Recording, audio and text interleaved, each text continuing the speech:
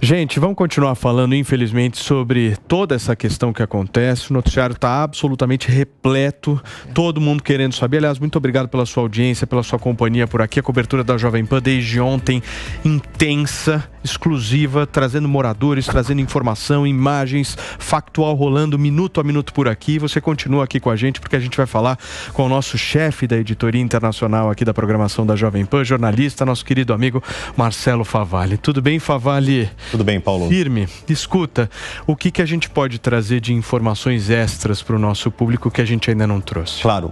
Eu queria aproveitar essa entrevista, o depoimento que a gente estava ouvindo direto de Israel, que ele falava do Iron Dome, ou a cúpula de ferro, a cúpula, a proteção, que é um sistema absolutamente sofisticado. Eu tentei traduzir aqui num esquema gráfico. Tá bom, a câmera 6, essa daqui. Obrigado, achei. Eu estava aqui nessa cúpula de ferro, eu tentei transformar isso num esquema gráfico para que todo mundo entendesse o que é. É um sistema anti-artilharia absolutamente informatizado, ele trabalha com inteligência artificial.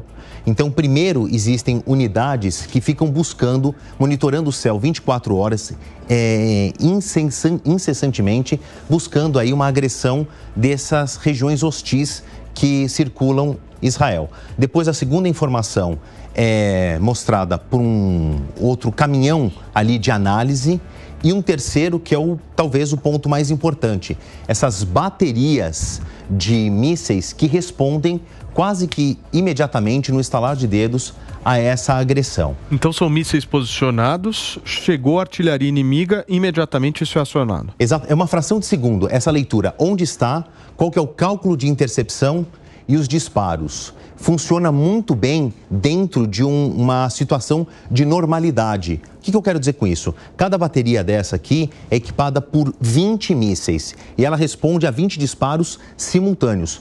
Cada míssil desse aqui, cada um, custa $50 mil. Só que existe um cálculo de saturação.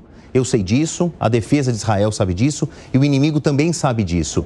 Então, essa vantagem do Hamas nesse episódio que a gente está acompanhando desde sábado é que eles pulverizaram o céu de Israel com muitos foguetes, uma porcentagem a mais do que é a capacidade desse domo de ferro, dessa cúpula de ferro de proteção. Então, isso explica. Houve uma falha na defesa, houve uma falha na capacidade de interceptação da artilharia. O inimigo usou essa tática de saturação. Ele sabia qual era o ponto em que o sistema automatizado não poderia abastecer em 100%. Imagens ao vivo, Favalli. A gente falava isso. Direto agora, da faixa de Gaza. A gente inverte aqui o eixo, estamos olhando de Israel para a faixa de Gaza.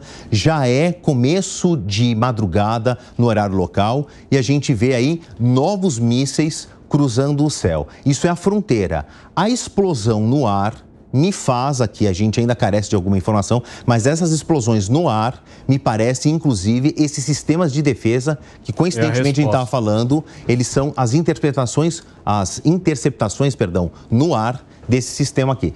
Ele falhou? Se a gente olhar que ele tem 97% de capacidade de resposta, a Hamas conseguiu penetrar por meio desses 3% que é essa saturação no sistema. Favalli, você está me dizendo o seguinte para todos aqui da programação da Jovem Pan, que a estratégia do Hamas foi intensificar a quantidade. Exatamente. Essa foi a estratégia dos caras. Uma lógica muito simples. Só que diante disso, essa enorme capacidade de resposta, a gente tem que entender que o Hamas se equipou, se armou, planejou para acumular esses foguetes em quantidade para esse chamado bombardeio de saturação. Agora a gente tem, de novo, imagem ao vivo de Gaza, são 6 horas de diferença com relação ao nosso fuso horário, 6 horas na frente, já é começo de madrugada no horário local, e a gente vê colunas de fumaça sendo observadas da faixa de Gaza, e eu chamo a atenção para esse detalhe que o nosso próprio entrevistado falava agora há pouco. O skyline, vamos chamar assim, né? O horizonte de Gaza apagado. Essa é uma cidade que tem 2.100.000 habitantes, numa estimativa antes da guerra, 350, 360 quilômetros quadrados, e aí a gente está falando de uma imensa densidade demográfica. Essas luzes desses apartamentos, dessas residências, teoricamente agora tinham que estar acesas, mas houve uma restrição severa do fluxo de energia de Israel para a faixa de Gaza. Isso aí que a gente está vendo de luzes acesas, muito provavelmente são reservas de energia e energia sendo gerada por gerador de emergência, o que vai piorar ou que vai dificultar ainda mais o resgate de eventuais vítimas nesses bombardeios noturnos agora, viu, Paulo? Sem dúvida. Ô Favalli, a reunião do Conselho de Segurança da ONU estava marcada para as 4.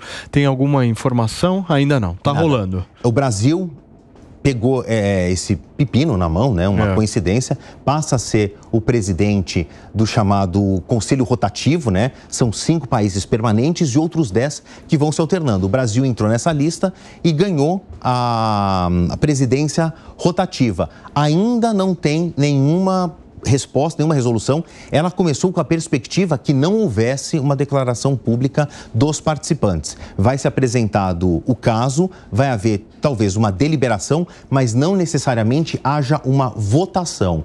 E aí a gente tem 5 países com poder de veto, de derrubar uma decisão desses 15. Estados Unidos, China, União Soviética, que foi substituída pela Rússia, a França e o Reino Unido.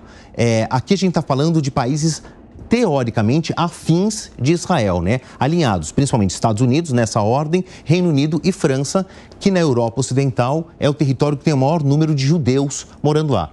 E também, coincidentemente falando, é o território onde tem o maior número de descendentes árabes também. Então, eu pelo menos não entendo aqui, talvez a Rússia quisesse se abster de qualquer votação, mas nós não temos nenhuma das nações que tenha uma pré-intenção de vetar qualquer tipo de resolução contra o Hamas e pró-Israel. Mas não há perspectiva, não havia uma predisposição antes do começo da reunião de que uma resolução fosse apresentada, pelo menos nessa reunião de emergência. Muito bem. Favalli, muito obrigado. Qualquer notícia, qualquer novidade, você aciona a gente. Posso terminar com mais uma coisa? Por favor. Tem um próximo gráfico com um mapa, isso aqui é muito importante, por 2 aspectos. Aqui eu colecionei onde foram os pontos atingidos pelos mísseis que saíram da faixa de Gaza. Embora esse Iron Dome tenha destruído boa parte, eles caíram em todas essas regiões aqui, vitimando basicamente civis.